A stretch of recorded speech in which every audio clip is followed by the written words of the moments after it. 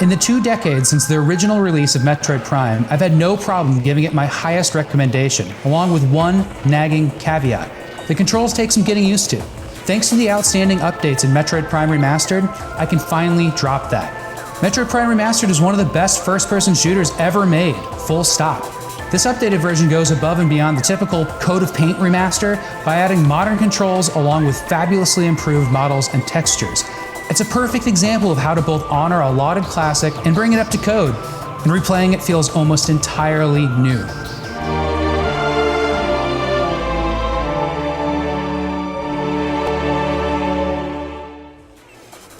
Originally, the controls for Metroid Prime on GameCube were just awkward enough that some of its fans argued that it was not an FPS at all, but something else.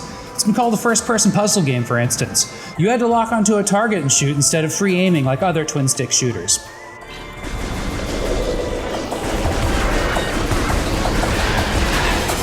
The new dual analog stick controls are fantastic though, and actually make some battles a bit easier. You can strafe, jump, dodge, and control your view with so much more dexterity. And you could put it in the hands of someone who came up with Call of Duty, and they'd pick it up really quickly. The barrier to entry has been thoroughly demolished. Now, everyone can appreciate this masterpiece of a shooter. What makes Metroid Prime obviously different from other legendary FPS campaigns like Halo, Half-Life, Titanfall 2, and Wolfenstein is its solitary nature. There's not a single conversation to be had. No radio or AI assistant voices chattering in your ear, and just for the record, no multiplayer. This is a game about a lone hunter, Samus Aran, on a hostile world, and Prime revels in that setup. The planet, Talon 4, has as much or more development than any other character, told in its geology, technology, flora, fauna, and, well, other. Recorded to logbook. It feels revolutionary and modern compared to all the very talky games we play today. And let me say, adding dialogue and characters to previous Metroid games hasn't worked out so well. Looking at you, Other M. I was scared. There are so many things to laud in Metroid Prime, but its biggest accomplishment is Talon 4 itself. Each room has a purpose, and even a name, with details that make no two places quite alike. A flowing fountain babbles down the side of a sunny sanctuary hall. A furnace chamber pumps heat through morph ball-sized tubes to other areas. A lab deep underground holds experiments in tubes that act as jump scare time bombs. It's all logically laid out to reflect the story and setting, and also make backtracking faster and faster as you gain new ways to jump and roll through the world. And you do a lot of backtracking in Metroid games, so making old rooms interesting each time you revisit them is key. The way you experience the ruins, caves, and laboratories of Talon 4 is through the visor in Samus's armored helmet, and there are all sorts of tricks employed to make it immersive. It steams up when blasted with flame in tense moments, it muffles Samus's cries, and in flashes of bright light, it'll even reflect her own surprised eyes for an instant. Thanks to these moments, the barrier between you and the world of Talon 4 on your TV or Switch melts away, which is why it is all the more jarring, in a good way, when you pop out into the third-person morph ball view. With the push of a button, you're rolling around, pulling off Tony Hawk-like maneuvers to solve puzzles, slipping through cramped areas, or just zooming really fast through your backtracking quests. Many rooms have a feature that requires you to switch forms, ranging from a simple hidden passageway to maze-like physics-based contraptions you must navigate with precision.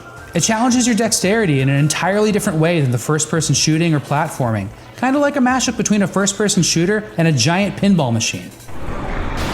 While I played most of Prime Remastered on a Pro controller, the fact that it's portable now is still mind-blowing. That said, handheld is not the best way to play because those Joy-Con triggers and shoulder buttons are so small and close together, which makes them harder to use for shooters in general. But it's absolutely playable, and the optional Wii-like pointer controls, they work just like they should. But I quickly went back to the dual analog Pro setup after giving them a fair shake. Aside from the controls, the big addition to Metroid Prime Remastered is a complete overhaul of the graphics that dramatically improves detail without ever losing sight of the art style that made the original so great. Water ripples, steam occludes, insects light the way and cast shadows like lanterns. It's on par with any recent Switch game. There are hundreds of rooms, hallways, pools, and arenas, and none of them are alike, as evidenced by the intricate 3D map. One of my favorite things to do in Prime is pause and spin the map, scanning for tiny outlets that shouldn't be there, a depression that could hint at a new path, or a door of a color I can't access yet. Those virtually always yield a secret when I investigate. Exploring its many unique and twisty little passages is fantastic, in part because Metroid Prime does something different than other games. The world is molded and organic, with twisted tree roots, curvy mushrooms, and jagged ruins that interrupt deep pools. It's not just hallways and boxy rooms, and that's fun because a secret could be hidden anywhere. You have to actually feel your way around Prime. It's the most tactile game I've ever played outside of VR.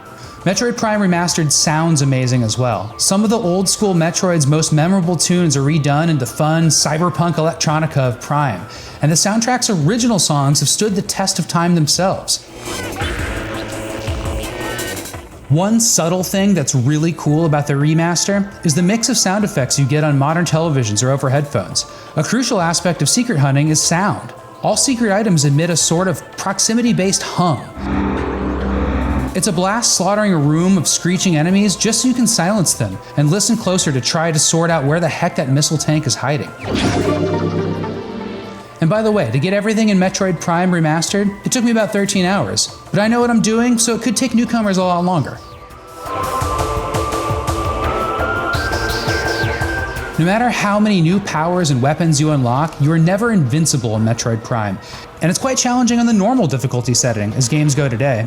Its design predates Dark Souls by nearly a decade, but if you're new to it, you might spot the similarity in that entire adventures are based around finding your next save spot.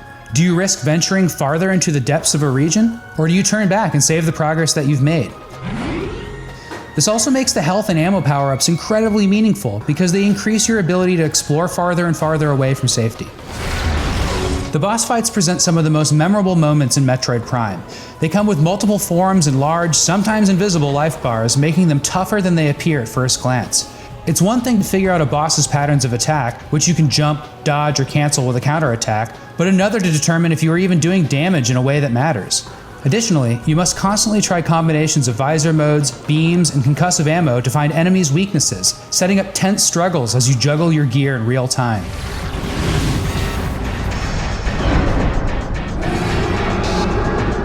It's been one of my favorite games for decades, but it's still shocking that Metroid Prime's bones are so strong that 21 years later, in 2023, Metroid Prime Remastered had to do so little beyond modernizing the controls and updating the graphics to become one of the best games you can buy once again. This ultimate solo mission is a respite from the noise of hint-giving companions and lengthy cinematic cutscenes that make up much of today's single-player games. Those things have their place, but Metroid Prime Remastered shows you can tell a story and create a grand adventure by building an amazing world and creating unique and fun tools to explore it. I strongly encourage you to delve into Metroid Prime Remastered and get lost. For more Metroid Prime Remastered, check out the first minutes of gameplay and our graphics comparison with the original version. And for everything else, stick with IGN.